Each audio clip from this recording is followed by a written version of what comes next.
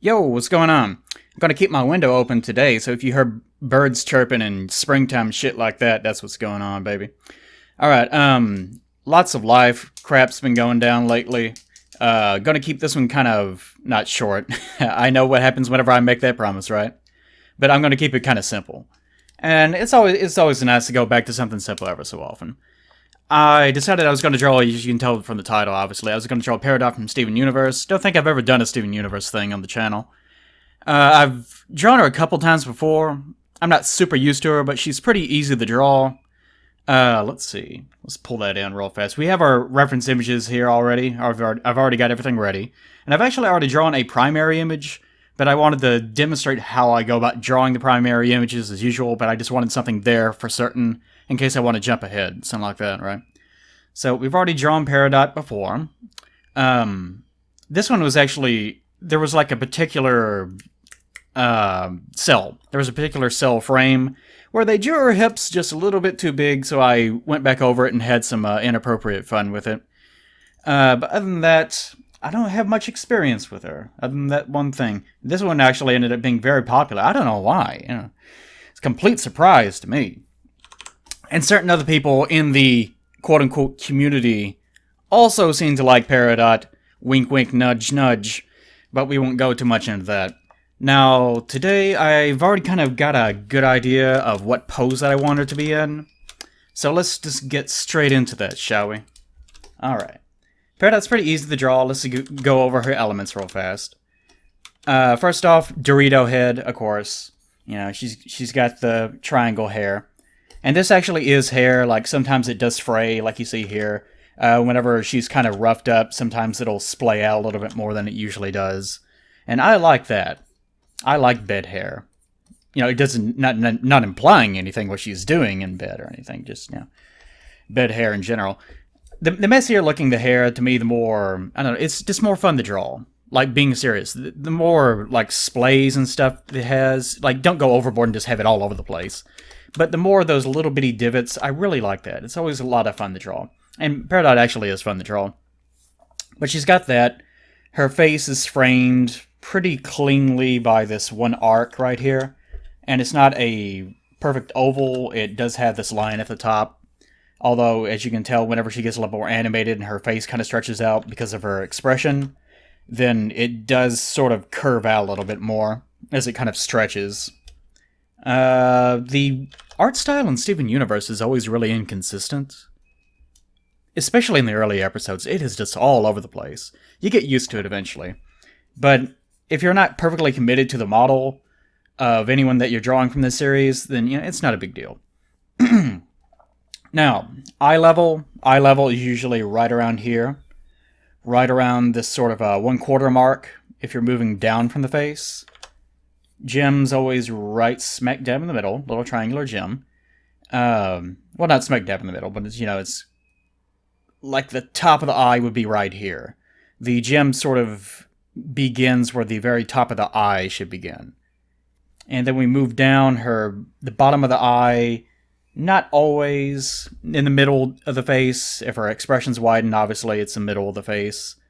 It can overextend below the area of the nose. And the nose is a little bit further up. The nose is actually kind of in, I don't know, what would you even call this? It's not 1/2. It's a little bit over 1/2. It's like, shit, man. I don't know. It's like 6/13 or something. I don't fucking know. Anyways, but you got the nose here. Got her little triangle nose. And the mouth occupies a very large area. She's always screaming or having a big dumb grin or, you know, yelling or so forth and so on. So you want enough room to be able to give her that big wide expression. Now, I'll go ahead and tell you guys I'm not going to be drawing her perfectly on model. Even though some people are like, off model is death. Nah, I'm going to sexualize this Dorito and you can't stop me. Why would you sexualize her? She's a completely non-sexual man. It's because I'm a bad person. I'm a bad person, so I do naughty things from time to time. You can't stop me, though. So, not much of a neck to speak of in some cases, but it's there. Little knobby, like toilet paper tube neck. And it goes down, and like a lot of the gems, their designs, whenever it's a feminine character, and it's always a feminine character, I think at one point they said, yeah, we'll definitely have a masculine character gem. And it turned out, I think they were talking about Jasper, who is just a larger female design, which I don't really mind, certainly. This always struck me as being funny. So Peridot here, she's got this sort of, like, they don't really define feminine characteristics, but they do sort of widen this area to sort of suggest, like, boobs when there aren't boobs, that kind of sort of thing. See, she has this sort of hourglass figure in a way, and that's where the frame that I redrew earlier on came from, because they got a little bit too aggressive with it here and there. One of the animators, the keyframers, was having a little bit too much fun, I imagine. But you can tell that her body is really condensed. Like, from the space where her, like, legs start up to the portion of the neck, we have this amount of space. And if you look, if we copy that real fast, let's do that, baby. Do it, baby. Then you'll find that it's about the same exact width as her entire face. Not even her head, like just her face. So keep that in mind that she's sort of a short stacky in that way. She's not a midget exactly, but she does have those kind of weird proportions, right? So, other than that, let's take a look at her limbs, I guess. They don't quite have proper human proportions, because usually, like, the elbow is going to end somewhere around the bottom of the rib cage. And in her case, it extends a little bit further than that because her body proportions are so squished. Or squishy. So, like, let's see. Her upper arm right here extends up to this point. Forearm extends to this point.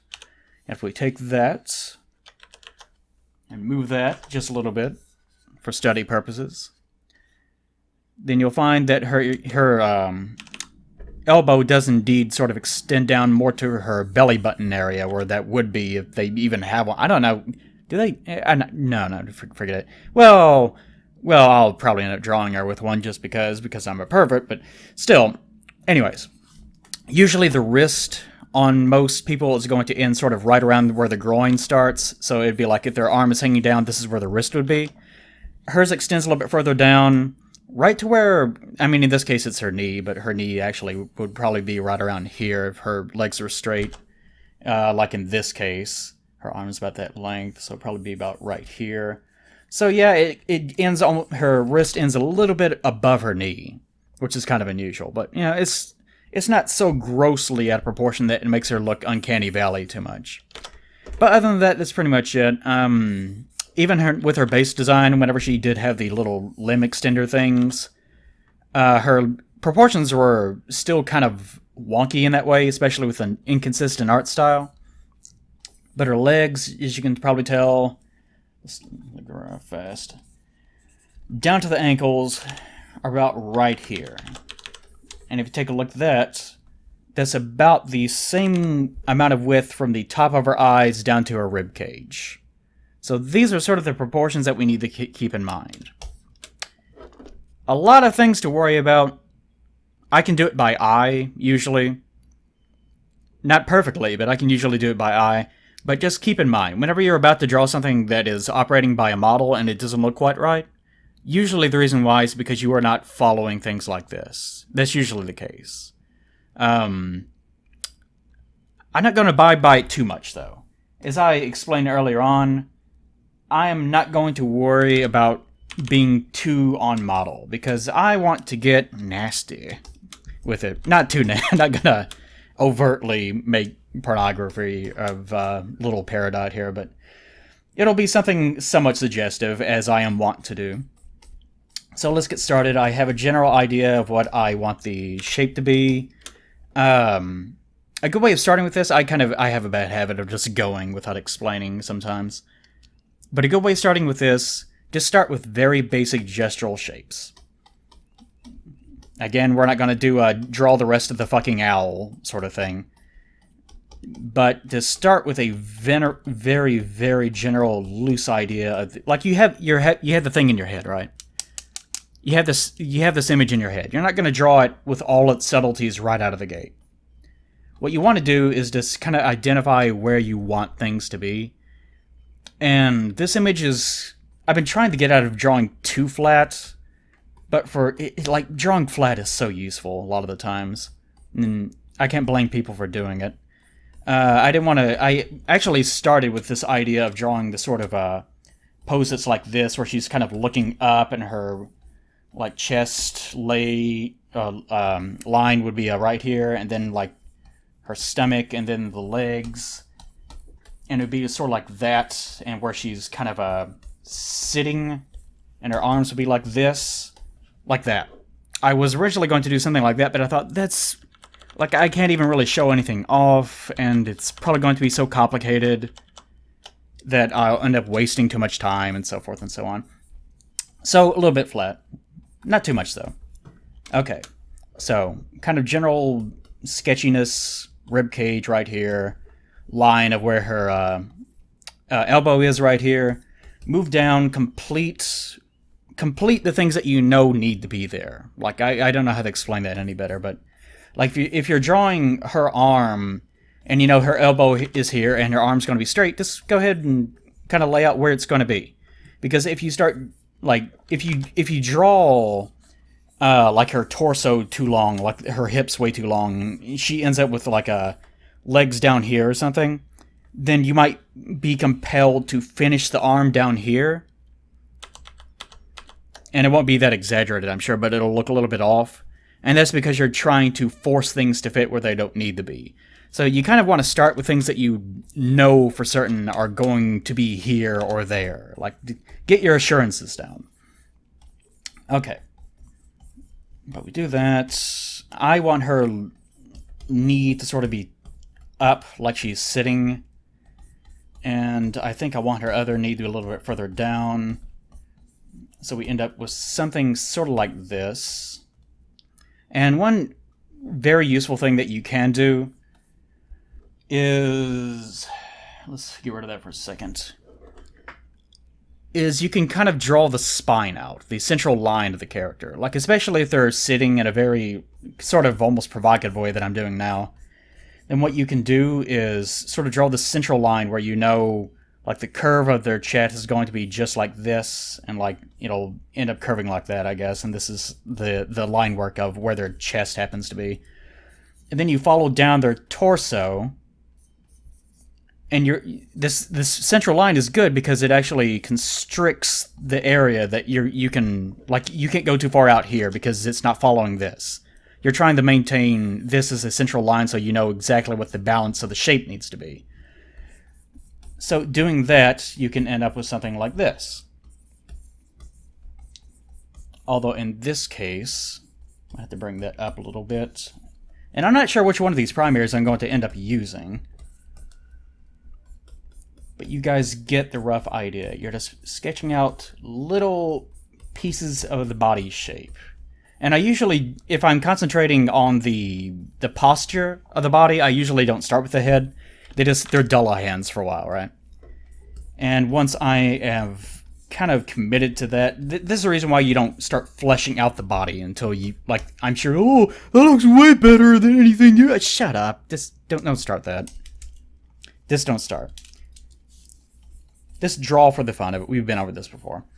Okay, so you kind of end up with sort of this very loose idea of what the body is going to be. It doesn't matter. Like, I could sketch a line. It doesn't matter. You're not going to preserve any of this. It doesn't matter.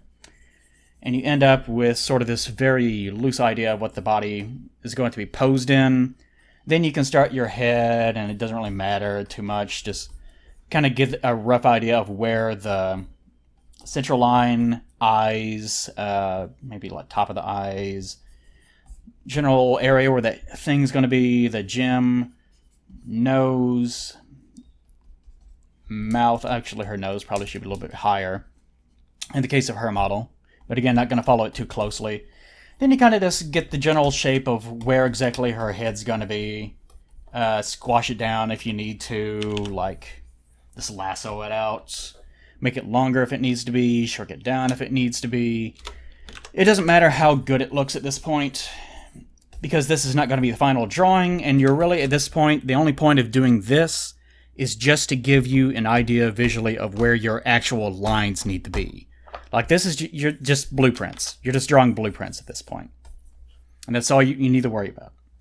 And you can even shrink it down. You can make it bigger if you want to. It just does not matter. It doesn't matter at all. What was that? Oh, yeah, that was the original. Okay. So we had this mess of lines. You have a mess of lines that sort of just barely looks like what it needs to be. At this point, I would suggest lowering its opacity if you're working digitally. If you're working by hand, then obviously, if you've gotten this far and you've made too deep a stroke in your paper, then you're going to have these very black lines that you can't get rid of. And if you've been working for any length of time, you know you need to make light strokes. Like, I recently got a new PC, so all this is new, so all my brush settings are a little bit different. And I think actually my primary, this light stroke thing, I use this for primary images, for drafting purposes, is light enough. I think I actually like a little bit better than my old setting. So if you want to know what those are, just load the video up in HD and you can look at my settings over here on the side. But it doesn't matter a whole lot. And then inside you have different... Hold on, I'll show this real fast. If you right-click in the little area where you have all your eraser and pencil and stuff like that, then you get options as far as what kind to make. And Sai has pencil, airbrush, brush, watercolor, marker, eraser, and then it has like selection things for brushes and erasers, and bucket and primary pen. And as you guys know, I really like the primary pen, and I will probably end up using that today, probably. Not sure yet. But for drafting purposes, really like that. Now, right here, I don't really like the fact that her body is just not curvy enough for me, god damn it. So I need to make sure that her form is a little bit more exaggerated. And that's probably a little too much. So it'd be sort of like that. Get her hips down where they need to be. It'd be sort of like that. And then I worry about the legs. So I'd end up with something sort of like this. Of course, then I have to worry about this leg. Kind of identify where's the knee going to be. That's what I'm thinking of right now. And actually, if I try to push this too much, then I'm going to... Like, this line is what's screwing me up right now. Her knee would probably be sort of like this. Kind of that's where the position would be. And in these cases, a lot of people will use real-life reference images and things like that, of course. I very rarely actually use them, and I probably should. Because I'm certainly not perfect. But also that can be sort of a weird strength sometimes. That if you are not abiding by the laws of actual physics, then sometimes you can create images that otherwise would never exist and exaggerate forms in a way that they possibly could not ever be exaggerated. Which can be a blessing and a curse, because sometimes it can look so unnatural that it makes your image uncanny valley, which makes it very ugly.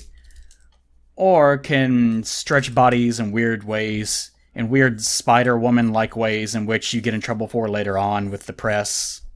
Because you're trying to show off their ass a little bit too much and things like that. So either way, you can worry about it if you want to. You don't have to. Don't worry too much about it one way or the other. Just do what you feel.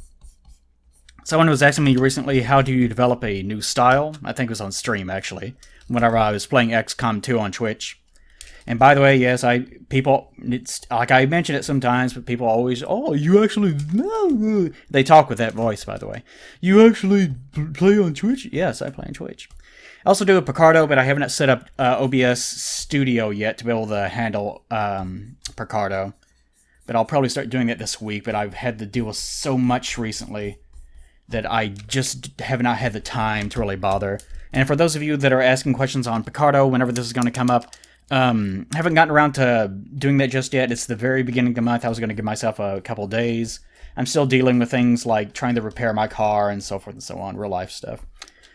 But anyways, you can see what I'm doing. I'm just kind of just going back over and redrawing the same line over and over and over again and kind of getting this really sketchy form down. And not committing anything at all to the form of the image. Like, I'm not worrying about that one way or the other.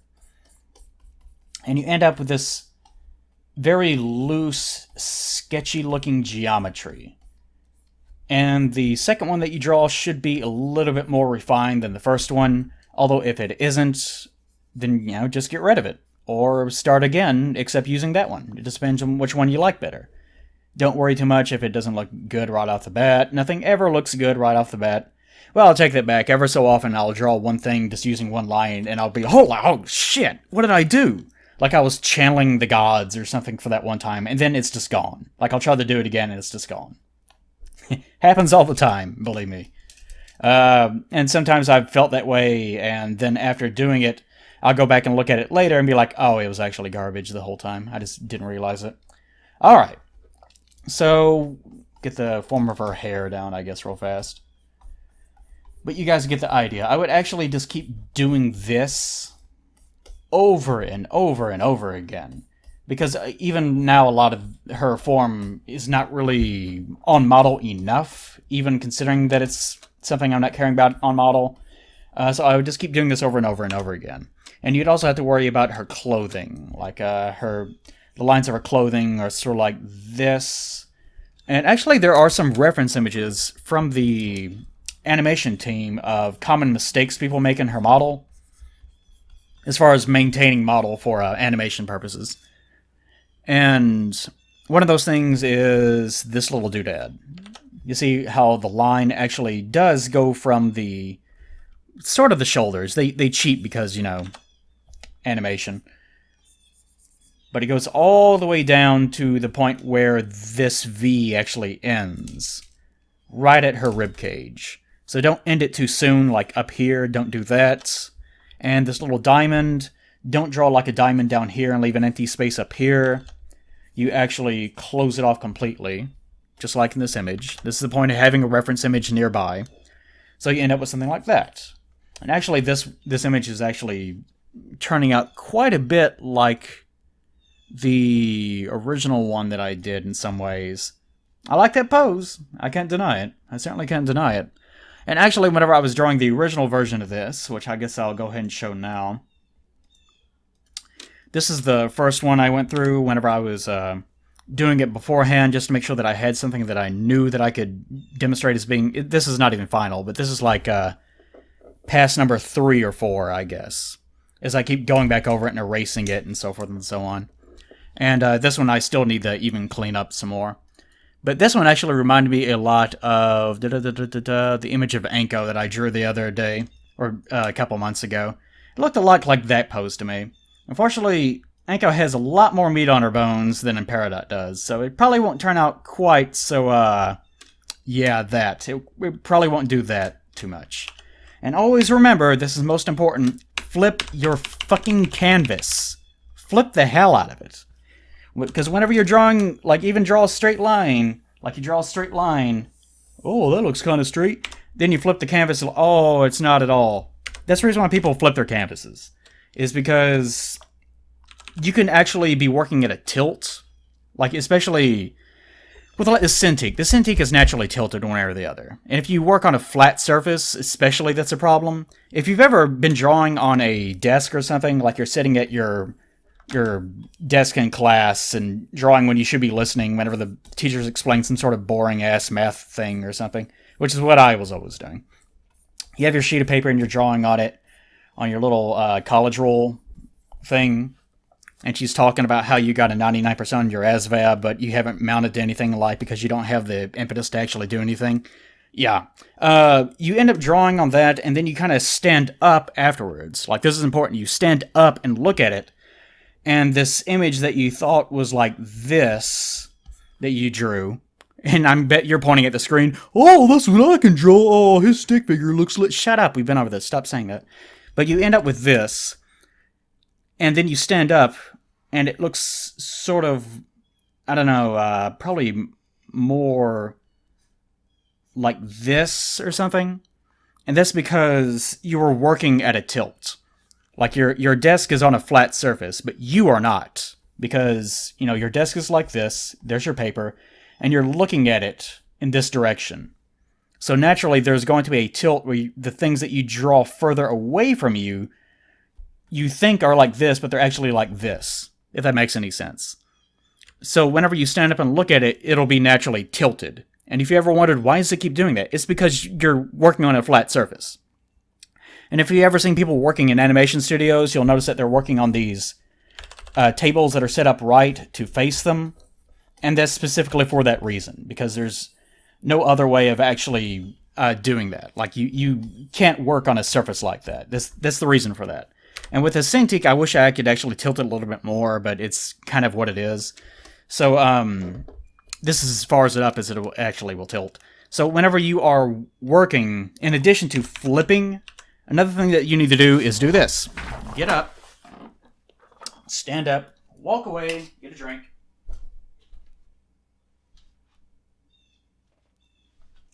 This is actually getting kind of warm. You stand up, walk away, and actually what I just did, don't sit down. And then like an hour later you come back, you look at the picture and go, wow, that looks like garbage. And you can actually identify what it is about it that makes it look like garbage. And in this case, actually, this looks more or less okay. But I think, actually, there's a couple little things that probably I need to do. But that's to worry about later on. And I think I want to bring this back down. Change her sort of sitting posture to bring the weight of her body down a little bit more. Something like that. But you guys get the idea.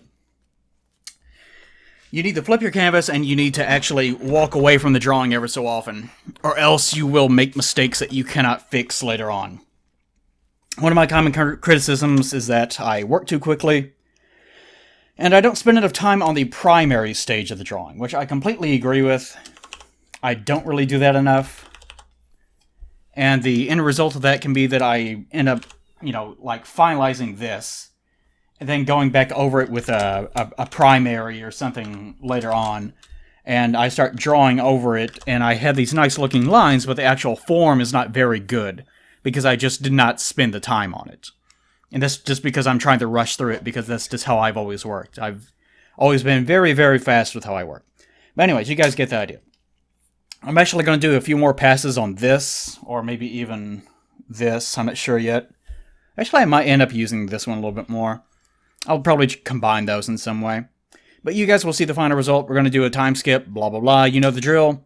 And we'll skip ahead to that, I guess. And I will, in the meantime, be thinking about Dark Souls 3, probably. See you guys in a bit. Bye. Okay, back to me, the important one. Ooh, that was a rough bit of live comm, wasn't it, guys? That guy is terrible. Alright, I just got through dealing with Power Director being completely unable to import low frame rate video. I had to get quite a bit going before it would actually work. So now I'm completely disjointed for what exactly it was that I was even talking about in the first place. But anyways, I'm sure it was something about making sure that your primary is just so. Gotta make sure that it's awfully sexy. But it looks like here, actually, and by the way, whenever I stop for long periods, it's probably because I'm talking to Pat on Facebook after we start talking about Dark Souls 3. Anyways, with Peridot here, I went over several times trying to get her expression just right. One of the weird things about this sort of thing is the way that I draw bodies tends to be not realistic, but it has enough realism to it that whenever you combine it with someone that has simple features, like Peridot does, like her eyes specifically, then it can end up looking not really uncanny valley, but it doesn't match the overall style as a result. So you kind of have to be very, very careful that you don't go too far. It's easy for whenever you're doing shading or doing drawing or something to decide for yourself that, oh, I'm going to really crank this up to 11 and overwork everything. Less is more in regards to drawing a lot of the time. If you are able to imply something without using more elements, then do that. It's really for the best. So in the case of doing that, whenever you end up rendering the final thing out, and I'll probably talk about more of that later once we get to the shading. You want to make sure that you do not over-render the face specifically, because as I remember talking about before, the face is the thing that people are drawn to the most. It's what we're used to looking at as human beings. We're just wired to. So the face is going to sort of dictate the overall quality of the rest of the image. It's that and the background. If you over-detail a background, it can be very awkward whenever you pair it with something that is a very minimalistic style. Like even in the show. Even in the show, the paintings that they have for background images are not really exactly... they're not realistic or anything. They're certainly not realistic. But they are... They're not just blobs of color or anything like that either. It's very difficult to sort of match what it is that... It's difficult to match the overall aesthetic of the world that characters live in while also making sure that the characters are easy enough to replicate that you can mass produce them in a cartoon. But anyways, in the case of Peridot here, just one of the things that you want to make sure that you do is don't completely finalize what your... I never did do that. That you never completely finalize what your... Sorry, I got distracted. I noticed that I was putting down... This goes along with it, but I'm putting down a shadow over here on the barn. The lighting's not really coming from that direction anyway, so I guess it's not a big deal. But I never did put down a final shadow for her across those hay bales. And even if there was one, you wouldn't see much of it. But anyways, the point being... Make sure that in your primary, you know exactly what it is that you're going to end up being drawing. So it is important to spend quite a bit of time on the planning stage. I remember talking to Pat, I think, on the jury stream, I think it was. And that's either on part 1, which is on YouTube, or it's on part 2, which I had to put on live stream, or not live stream, whatever the hell. Daily Motion is what I'm thinking. I had to put it on that because it had like copyrighted music in it or something. I don't know. Just YouTube freaking out about nothing as usual. But anyways, Pat said something to the extent of, I thought that artist just drew it right the first time. But no. That's crazy. If you're going to be drawing something, it takes a lot of planning. It actually takes absolutely forever to get things like this done. And I'm sure that there are some people that, if they draw... like Mickey Mouse or something, and they've been drawing Mickey Mouse for years, then yeah, they don't need any planning. They can just draw their circles and just be done with it.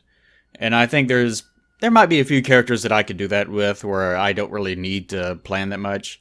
But then again, whenever I do these, I do tend to focus so much on this sort of semi-realistic body and things like that, that it would probably end up being way more difficult. Especially if I'm going to focus on making the character's shape so shapely, as it is right here. But anyways, what I'm doing here, going over with binary line, of course, because I fucking love binary line. And as usual, I will explain that the reason for going over in binary line is because you can wand it out very easily. Paint Tool Sai has the option for binary line, which I believe I showed earlier on.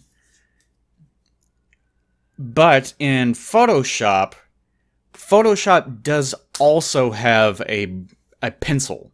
It calls it a pencil. But you might have to make some adjustments to it. Because their pencil still tries to add... it seems like it does, on the default settings, try to add a little bit of aliasing around it, which can be very obnoxious. Because if you're drawing for the sake of it having no aliasing in the first place, then, obviously it's not doing its job. So you might have to do some fiddling with it. But I will use that from time to time if I'm doing something like... the only thing that really comes to mind is, sometimes I'll make a emote, and I decided I want to put this on Picardo. On Twitch will accept PNG files, and on Picardo, I think they want GIFs. Excuse me, GIFs, to cater to that asshole. So whenever I bring that into Photoshop to do that, it ends up with some. Well, whenever I import it to Picardo, it comes out with these weird sort of white white pixels around the edges, even if there were never supposed to be any in the first place. Just something about the conversion process, especially if you resize anything, obviously. And even if you go into Photoshop or Paint Tool Sai, and you very carefully try to make sure that there are no stray pixels, it'll still have them. Because what's actually happening is there is a stray pixel, but it's at something like 0.11% opacity or something crazy. And the human eye just can't see it. And it's so low that even whenever you try to wand select it or something, then you still can't see it.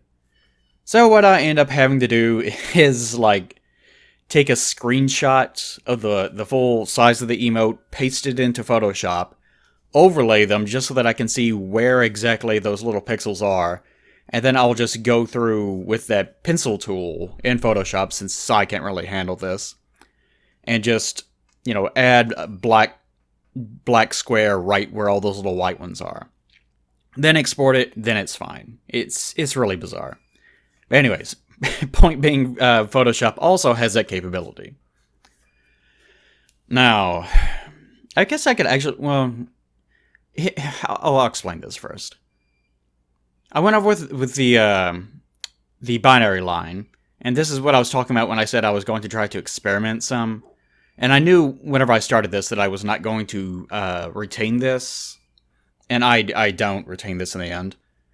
But I wanted to go over with one pass just to sort of give myself an idea of where I wanted all the shading to be, and how aggressive I wanted it to be.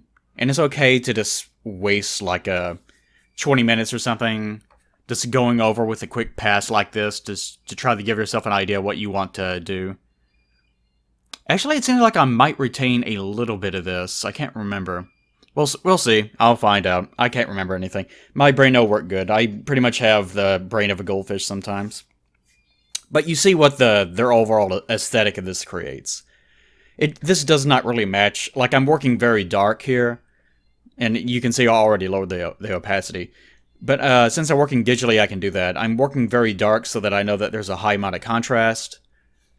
That way, whenever I reduce it, then it will, it will look normal. And then if I want any element of it to be darker, I can just make that onto another layer, and it won't matter. But anyways, color zoning here, pretty standard stuff. Peridot, I kind of liked her more whenever she was introduced. Like, I do watch the show. I kind of rewatched it recently to see if I could catch anything new, and not really. Because the show, I've talked about this before, mainly complaining about it on, like, Discord or something. But the show sort of has this problem of, it has this very, very, and by the way, what I'm doing here is putting since I had to put this layer on top of Peridot's stuff, because some of it is overlapping with her hands. Like, I want some of the straws and stuff to go over on top of it. And I could have just done that on a final pass and just kept everything to a background and just had like one or two little straw elements or something later on. Just put that to their own individual layer, but I just decided, I'd just go ahead. This will make it way simpler in the long run. It's more work, but it will make it simpler to adjust on the fly. Anyways. But the show has this sort of problem of, it has this very complicated premise. People, like, this criticism comes up all the time, that the show has a lot of filler. And it does have it has a lot of episodes where Steven has his drawings stolen to make a t-shirt. Steven, makes a bunch of watermelon versions of himself. Steven, does something stupid with Connie, or, it's things like that. where they don't really talk about the sort of quote-unquote main plot of the show. A lot of people will defend the show by saying, well, you're taking away the wrong things from it. It's actually more of a Monster of the Week sort of format. And usually my response to that is, whenever the premise of your show, and by the way, drawing this shit took forever. Like, if it looks like it's being very slow, that's because it was. This is not fun. Anyways, whenever the premise of your show is something like, there's a group of teenagers, like Power Rangers. There's a group of teenagers, and there's a villain on the moon, and they send a monster every week, and they fight the monster. When that is the premise, then your show doesn't really need depth. I can understand every single week being a throwaway episode. And Steven Universe seems like it wants to be both. It wants to be a slice of life sort of show, but at the same time it also wants to be this sort of semi-complicated, very much so obscured in mythos, sort of grounded in lore, secrets here and there, sort of show, almost like Gravity Falls was in a way. And by the way, Gravity Falls almost has the same sort of format, where it's sort of silly but also sort of serious, but they do it perfectly. Like, that shows... It has some problems with characterization here and there, but it's still pretty good. But Steven Universe has not really nailed that too much. Because Steven Universe's premise is not Monster of the Week. It's not, there's something somewhere, and then something happens, and then that's the end of it. Steven Universe's plot is... there's a race of female-only holographic gem constructs from space that invaded Earth, and now there are protectors, but from the original space empire that they came from. And now the space empire doesn't know that they exist, but now they do, and... the protectors of the Earth actually don't really care that much about the Earth so much as they care about the personal beliefs of their leader, who did very much so believe in the quality of the Earth and how much it's worth and the worth of biological life. And maybe even the gems themselves are constructed beings, and maybe there's some sort of relative thing in regards to humans, and there's been implications of maybe time travel or something here and there. There's a lot going on, potentially. So a lot of people are very interested because that's a complicated premise for a show. It's not Monster of the Week. There's a lot going on. So whenever you pop up with, this week's episode, like especially whenever the format of the show is, we're not going to release a new episode until 5 months from now. And then we will release 6 of them in a row, in 1 week. In just 1 week, in 6 days. And then after they do that, then they will turn around and not release a single other episode for the next, 3 months. It gets really obnoxious. So you kind of end up with a lot of waiting around for episodes, and then, here's finally a new episode, and then it's just nothing. It's just Steven takes a dump and it surprises him or something. He's scared by his own fart. It's something stupid. So a lot of people will end up feeling like their time was completely wasted because the show wants to be a slice of life where Steven is an idiot and he does something stupid and he nearly gets himself killed again that week. And his wranglers have to reel him in. Or suddenly there's like these huge burst episodes where it deals exclusively with the main sort of lore plot points. And those will be 1 episode. But just 1 episode. And then it'll go back to being normal. Or more, what usually is what happens is there will be a slice of life episode, and they'll like do a little bitty drop with like 1 or 2 sentences where they say, this about the gems. And then they'll just, and Steven, of course, being an idiot, will just completely ignore it. He'll just forget that they ever said anything about it, or he'll see like a pancake or something and run off after the pancake. Because he's an idiot. He's actually, I think, 14 years old, but he doesn't age physically because he continues to act like an 8-year-old or something. It's fucking weird. But anyways, all that to say, I liked Peridot whenever she was first introduced. She was sort of this malevolent invader along with a Jasper. And I guess a Yellow Diamond, you can lump her in there too. Not Lapis, necessarily. I liked her then. I still like her now, but it's obviously we're trying hard to make her. They completely changed her character. Like her physical model changed, her personality changed to a good extent, and she turned into a completely different person. Because originally she was just very kind of cold, analytical, a little bit silly sometimes, but not too silly. But as it got closer and closer to her losing her limb enhancers, she became more and more ridiculous, got more and more exaggerated in terms of her actions, to the point where now she's like this sort of weird, like, cat gremlin thing that's hissing at people and crawling around on the ground, and, she's played up as being cute. Very much so. So I kind of like it better if they... It would have been nice if they just had Peridot be Peridot without having to rely on that too much to the point where she's super exaggerated now. I think they almost... Like, Flanderization happens over a long time, but in a way it seems like she got Flanderized from the get-go, which is kind of bizarre. But anyways, we're getting close to me going into another live comment segment. I'm going to talk about shading. But I had lost my voice at the time, so it might be kind of rough. But I wanted to make sure that I was able to explain what I was doing in regards to shading on the fly. So I will see you guys in a bit for the last 15 minutes or so, 10 minutes or so, I guess. Turned out pretty well. I'll see you guys in a bit, I suppose. Bye-bye. Goodbye, Peridot. Your previous incarnation will indeed be missed.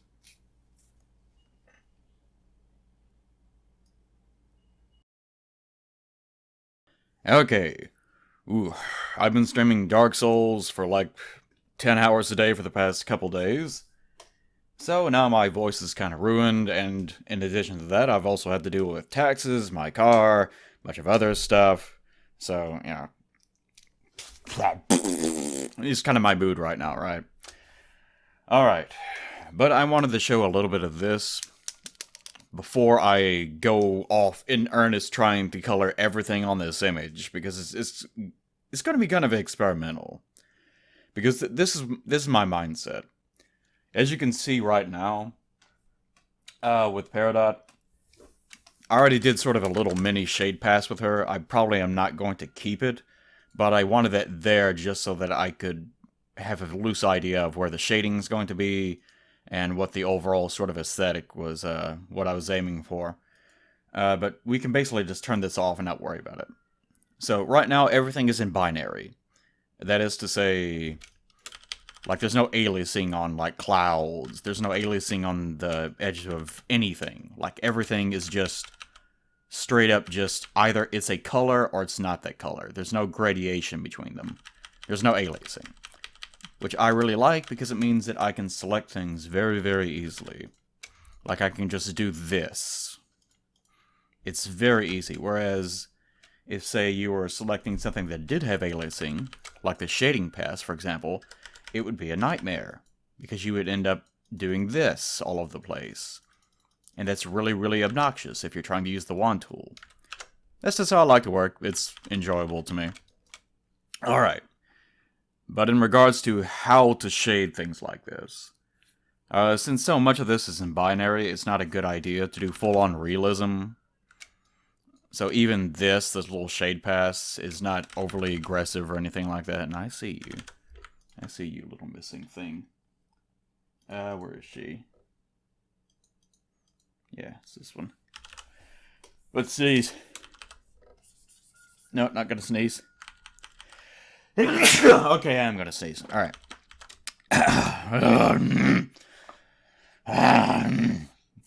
Again, this is my mood right now.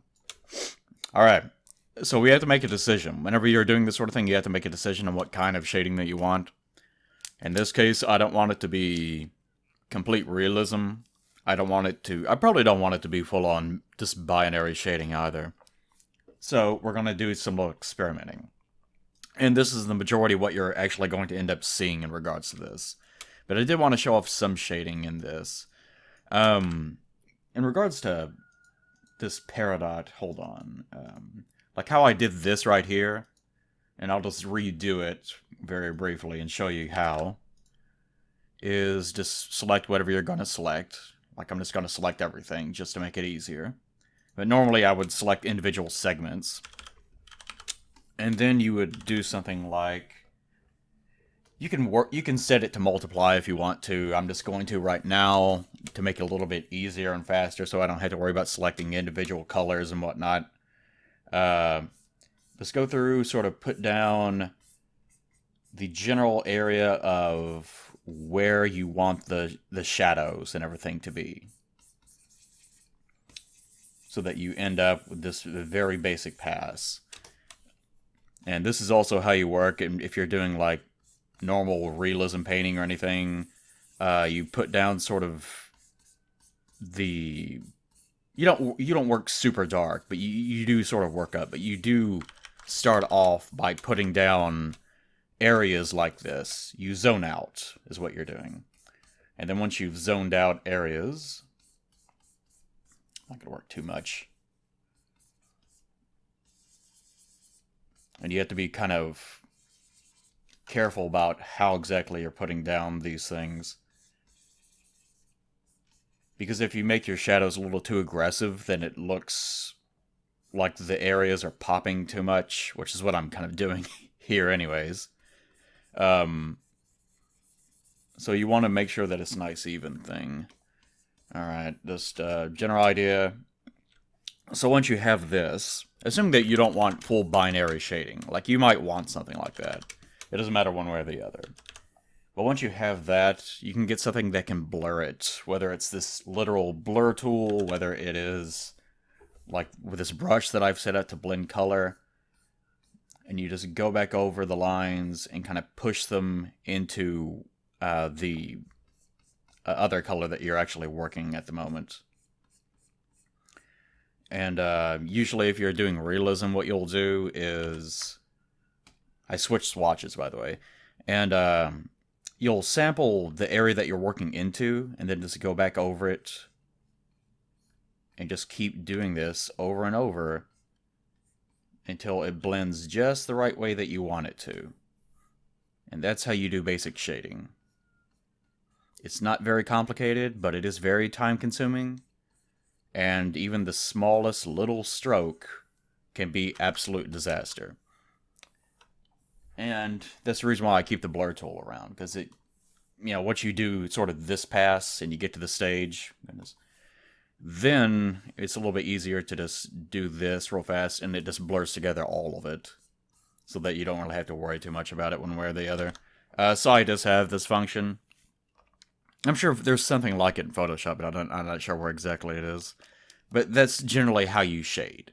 And then once you kind of end up with this, you might decide, I want to be a little bit more aggressive, and what I would do is make another layer on top of it so that I don't muddle anything below it.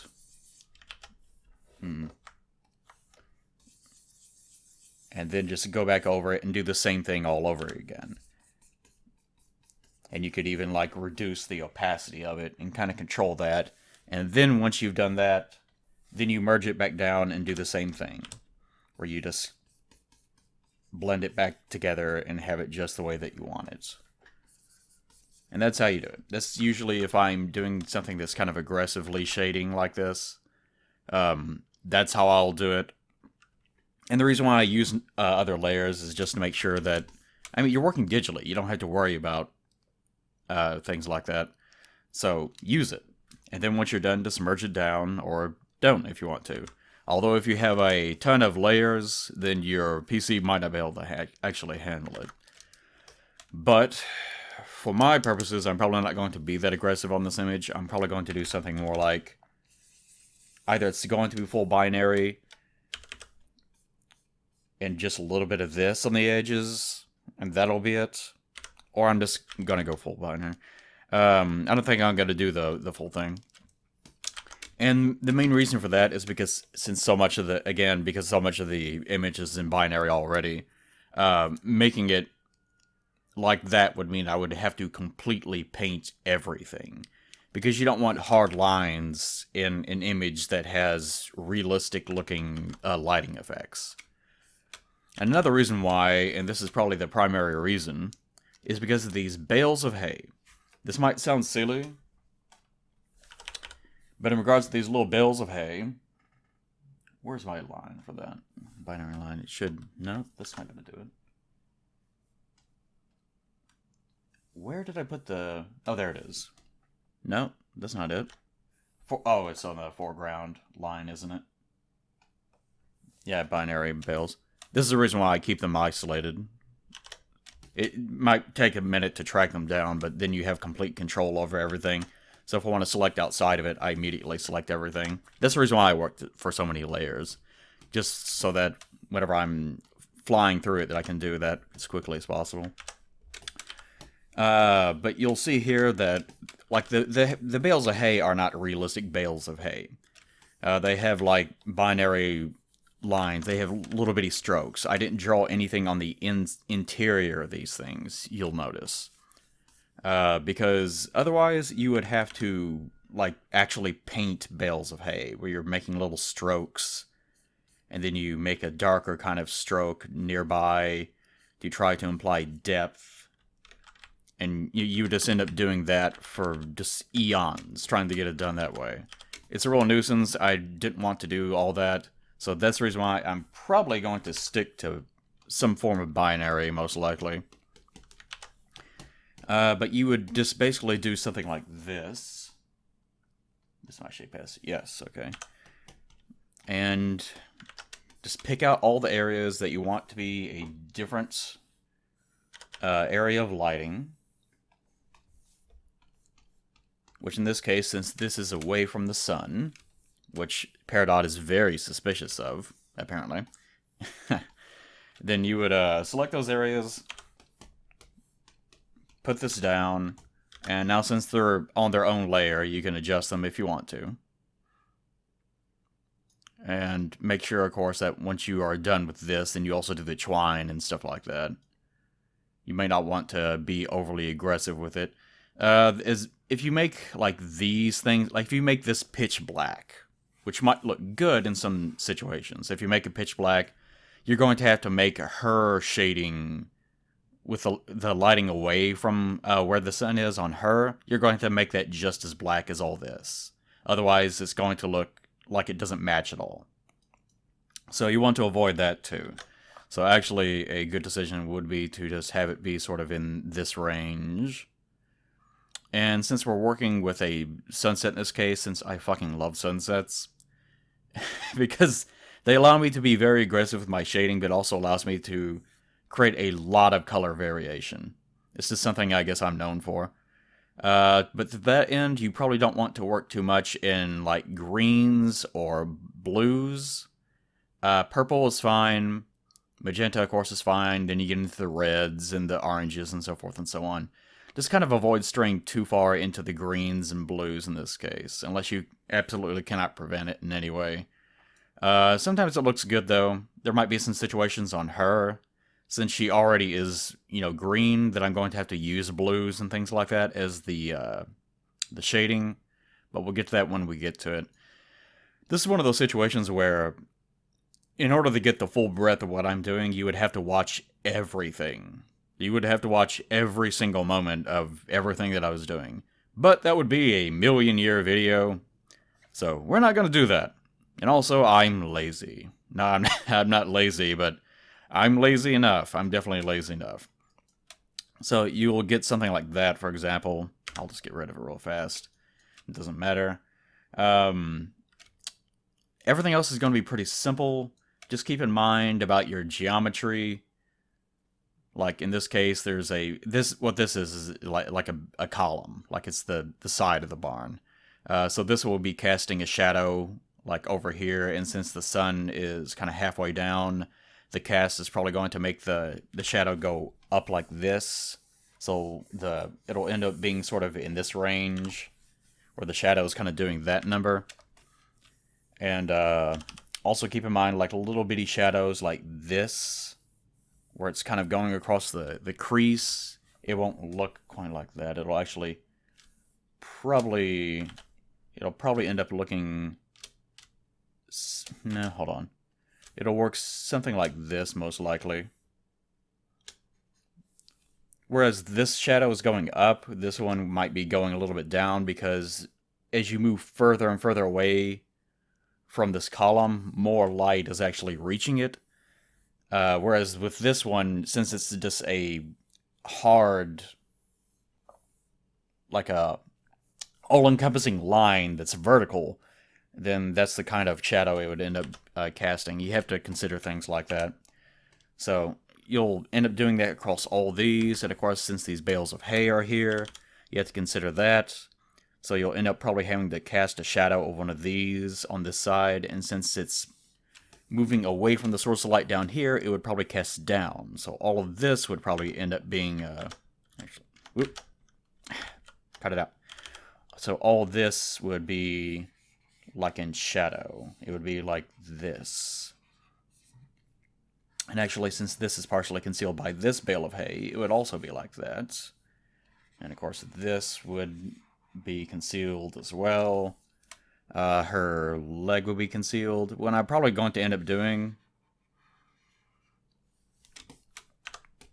it'll be something like that. Yeah. But they'll all be different colors because they're all shadows of different things. But what I will probably end up doing first, just to be kind of safe, and probably just to demonstrate it, let's work in a red or something real fast, a bright red where we can see this. What I'll probably end up doing first is going through and doing, I'm not even sure what they're actually called, but I'll be doing sort of shading marker passes, where I'm just taking a line and just going through and marking out where I want all the shadows to be. If you've ever seen animation cells, you've seen these things where someone on the production team goes through and just marks out like individual areas, because animation is usually tritone, if not just no one tone or two tone. And what that means, basically, just like what I was doing there, like this fence, for example, would be two-tone at the moment because one tone is black and another is this brown. Whereas if I made another one that was kind of a darker brown in between the two, which I'm probably going to do, then it would be tritone. Although that explanation would work better if this was not black, it was just dark brown or something. So you end up with these lines that sort of dictate, well, one pass goes here, one pass goes here. And they don't actually shade it, they just draw the lines so that they know exactly where that needs to be. But I'll probably end up doing something like that, where I can just sort of visually look at it, and this actually needs to be, like there's so much color variation, I'm actually screwing myself up. I'll probably set it to multiply, actually, a little bit more aggressively than what it is right now. So I'll end up with something sort of like that. Actually, I probably won't even do this, because I'll just be flying through it anyways. But this is enough of an explanation. And the geometry is not that aggressive that you would really need to do something like that. But you can do it this way, and it's more useful for someone like her for doing something like this. And this can be useful to give yourself an idea of where you need to be. Otherwise, you might get overly aggressive and just absolutely lose your mind trying to do everything at the same time. But you get the idea. You can do it that way and make passes to where you know, oh, all this area is going to be blocked off. And you just do that sort of thing. That way, whenever you go back on your real pass, then you'll have everything clearly marked off. And you won't have to worry about it at all. Let's see. But that's pretty much it. For things like in the case of these hail bales or the grass, actually they're not hay, this is straw. You guys don't care about that, though. By the way, the difference between hay and straw, usually, you can tell pretty easily. Hay is usually balled up into those big rolls, those big circular rolls you'll see on the side of the road whenever you're driving past if you're out in the country. Straw is usually in these bales. Hay is actually grass that's been piled together, whereas straw is like the shaft from Well, not the shaft necessarily, but like the shaft, not chaff. CHAFF is a different thing from a shaft of wheat. But it's like the shafts that are left over from whenever you harvest wheat and things like that. Anyways, but with the hay bales, the straw bales, what I'll probably end up doing is something like this, where I zone out a area like this, and I'll just forget about this for the time being, and we'll just work in this little zone right here. I'll do something like this, where I kind of mark out this little area. And I'll do this. And then what I'll do is, and this is how you erase binary color, by the way. Like I'm hitting the minus key, I think that's the default. But it turns this little thing over here on. This exchange, what does it say? Exchange normal transparency. It makes it so that whenever you do brush strokes, it actually removes color. And you can do that with a normal brush too. Like see. It's pretty useful. Don't try to use it for the same functionality as an eraser. They're kind of different things, but they both have their own uses. So I'll probably end up doing this, and you don't want to draw every single individual little segment or anything like that. But you'll end up with something like this, where you're just sort of implying that there's more detail there than there actually is. Just make a lot of tiny strokes so that you kind of imply all these little other extra strokes that are below it. Although, of course, you also have to worry about the detail of these too. So doing the straw is going to be very time consuming. But the point being is that all this area in here will probably have none of that. It'll just be this on the edges and then just absolute darkness on the center.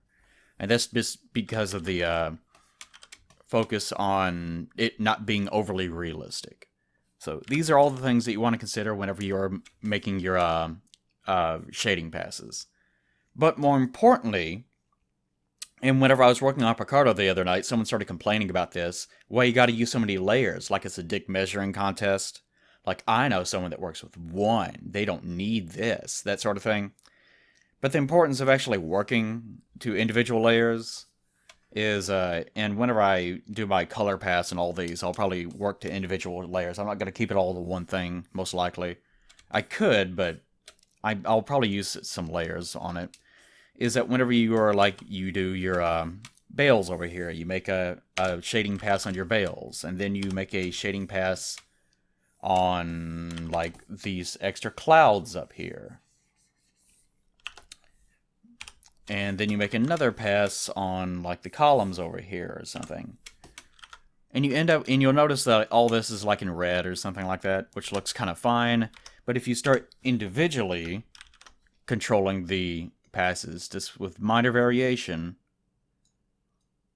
then you might end up with something that looks a little bit more natural and looks way more dramatic. So that's the reason why I like having that amount of control. Like this could even go into the purples eventually. And since I have all the original colors also to their own layers, I could adjust those if I need to. Whereas if you are working to one layer, you are trapped using those colors forever. Like if you end up deciding, I would actually like this better if it was a blue sky, and so forth and so on. Then guess what? You're going to have to redo the whole thing. Whereas I, on the other hand, who in my infinite wisdom, decided that I would maintain all of my layers, I can just go back and just adjust its hue to whatever I want it to be. So if I want it to be midday for some bizarre reason, which I don't, then I could just adjust it and ta-da, it's done. That's why you work to layers. That's what they're for. Even people that work traditional, to where they're not working digital, in other words, they're just working by hand, they're drawing on sheets of paper. Even since they don't have layers exactly, but they do have the ability to, control certain things. Like you kind of work in process whenever you're working traditional, and you can't do things like actually layering like onion skin or something down if you really want to. And that's kind of where this idea of it being layers came from in the first place. There's lots of things like that. But the point being is that work within your own abilities. Like, if you have the ability to make layers, use that. Don't just make a big blob and just start moving things around at random. I know a lot of people work that way. It drives me crazy, personally. And usually you can tell people that do that because the final product usually looks kind of muddled if they don't put huge amounts of time into it. But if they do put huge amounts of time into it, usually it looks really, really good. So just, keep that in mind. But also keep in mind, especially if you're working in Photoshop, as you make all these layers, you're going to have to merge a lot of them down, because Photoshop cannot handle layers. For some odd reason, Sai can handle them pretty well. So, it is what it is. I can't really explain it. But just have control. Make sure that you know exactly where all your shadows are going to be. How I'm getting the vibrancy that I have in my images is because I have that control. Because I'm focusing on not only just using, it's a sunset, so everything's red. Not only because of that, but, change it so that you have more warm colors all over the place. Like, I've chosen a red barn. I didn't want a brown barn because we have too much brown here as it is. I wanted a red one so that I could have, like, slightly purplish shadows, for example. I might do that. And with this brown, I tried to make sure that it was kind of a lighter brown so that I had more control over the saturation levels. Whereas I could have just made it a very dark brown, and then I would have far more limitations on how vibrant it happens to look. Which might sound exaggerated and silly to you, but that's just how it works. So just keep all that in mind. Be aggressive with your shading. Like, don't just color select these things and go, well, this is a darker shade of this, so I'll just go up here and lower this value down directly below it, and that will be my dark. Which works fine, or even worse, where you say, I will work to one layer, everything's going to be black, and I'll shade this black, and then I'll just lower the opacity down.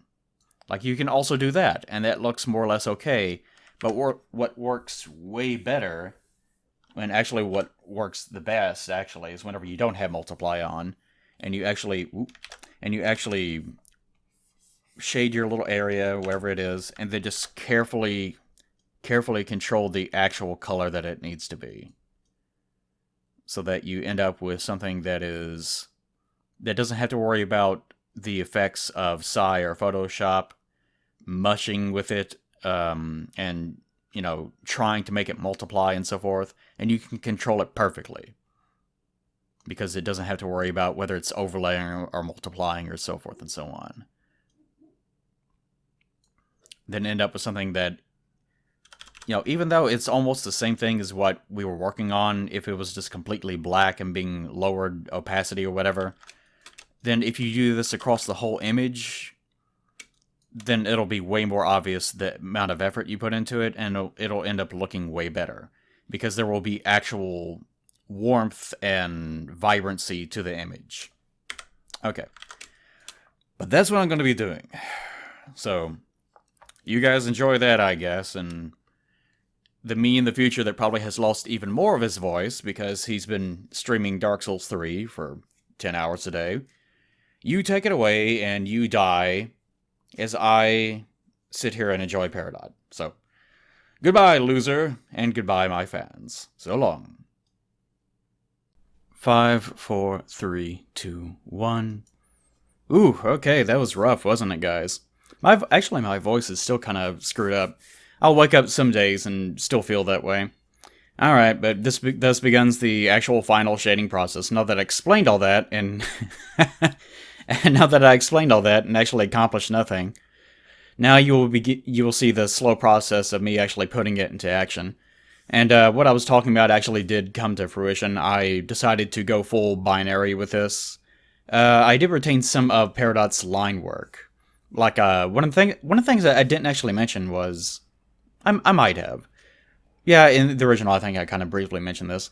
But I decided to go over her binary line work with a very loose amount of regular line work.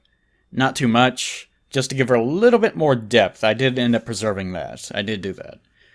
Like some of the little line work sketches I did for like her abs and things like that. I also preserved that.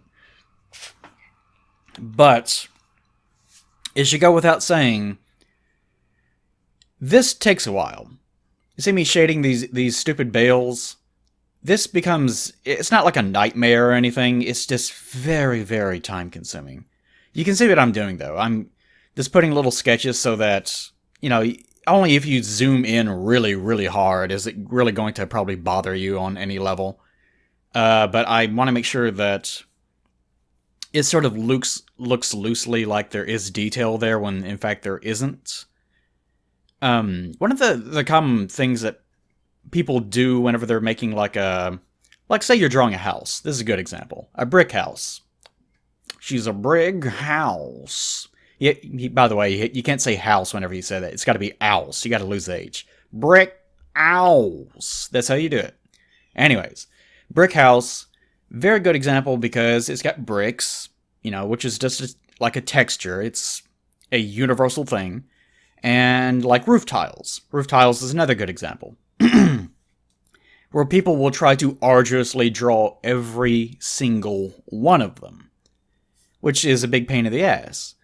Whereas a much easier thing to do, and what can actually end up looking more interesting in the long run anyways, is instead of arduously drawing every single tile to perfection, instead just, you know, draw like a few lines here and there. Like just draw where the actual tiles sort of intersect in one or two places, and then leave big stretches of open negative space for long reach, and then draw a few more lines. And just leave it there. Just have the implication that there's a pattern there that you don't actually want to draw. That sounds lazy, but it actually looks a lot better in many cases, especially if you're amateur, or you don't want to spend a nightmarish amount of time trying to render out that many tiles.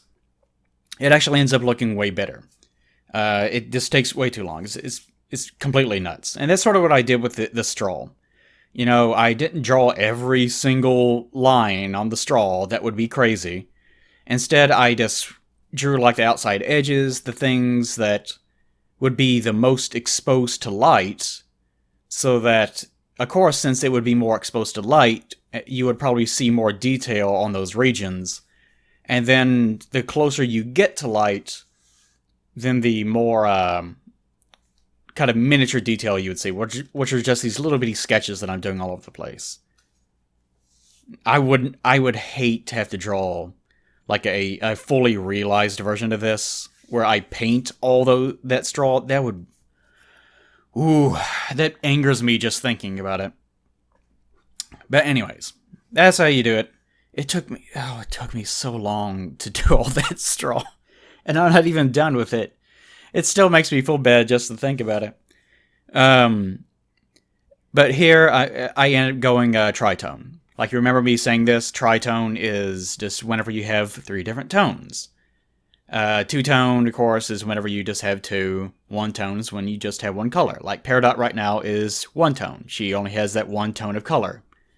I know she's made up of many different colors, but, you know, each individual color swatch area is just 1 color.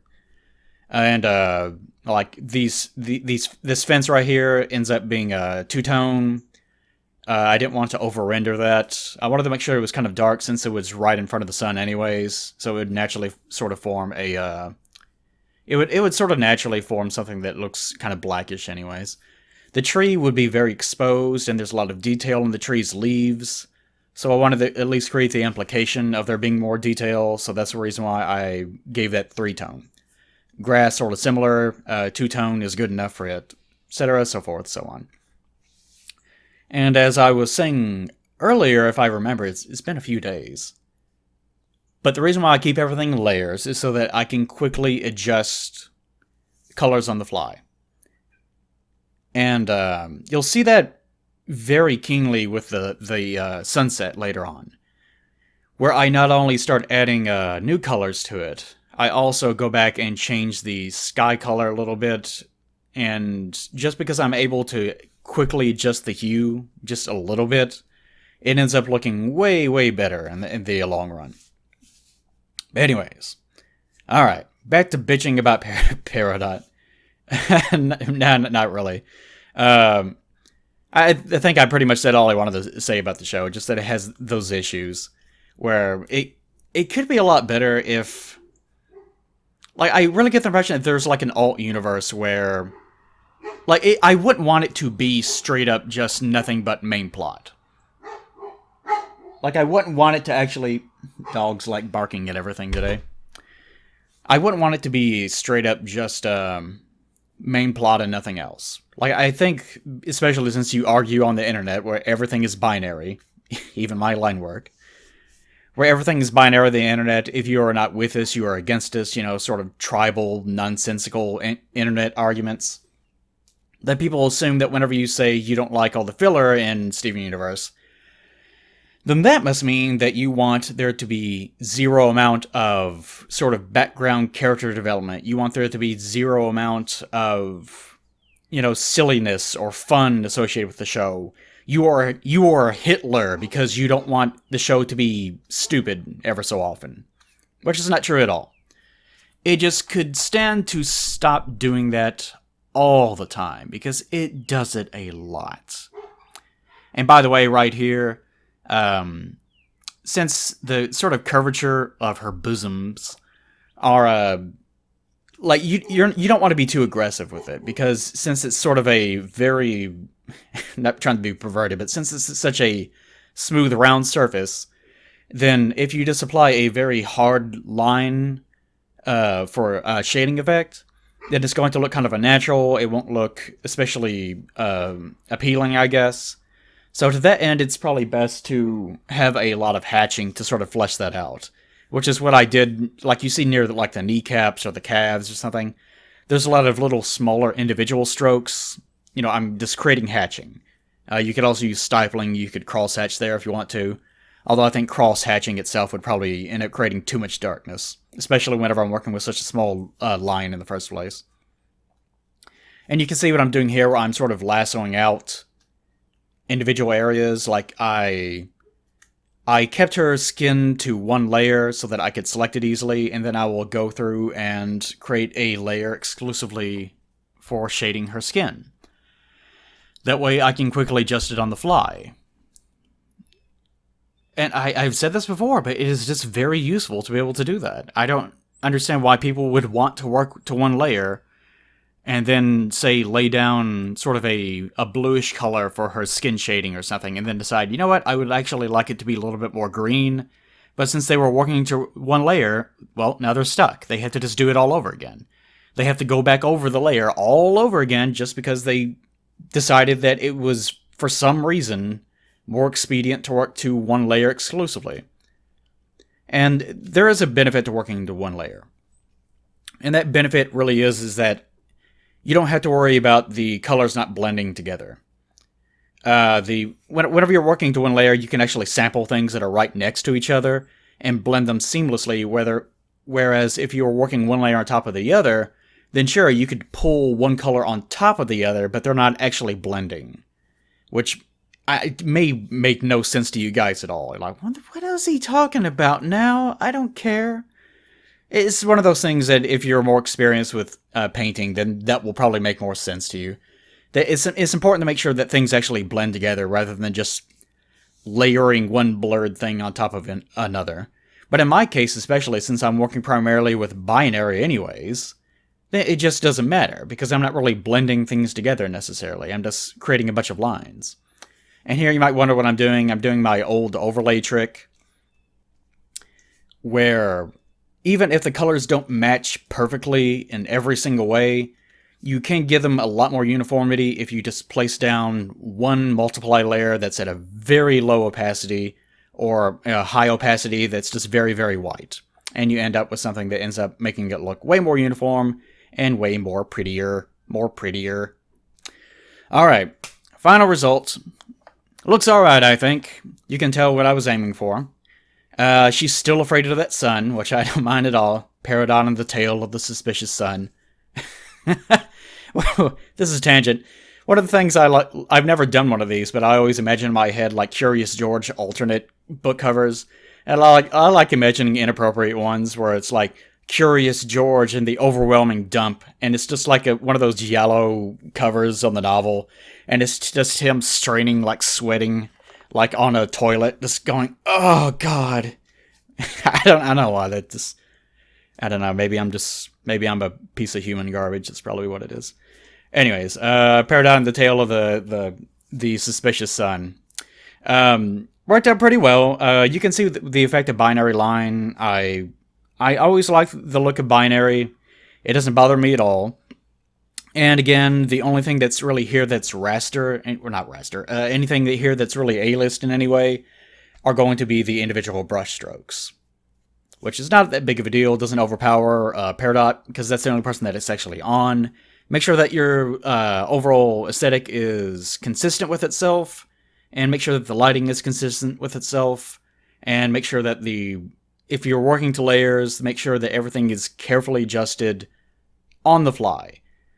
Sort of like whenever I'm creating a character with a CAC, never go to your extreme sliders first. Just move them a little bit, and then go back to them after you have kind of adjusted everything, and then make smaller incremental changes, because that's the way that you actually end up with a more perfect looking character. And in the same way, that's how you end up with a more perfect looking drawing. You just make a lot of initial zoning out color swatches just to know where everything is, make some adjustments, add your background elements, add sort of some overlay lighting, however you're going to do it, then make more incremental changes, and then you end up with a final result.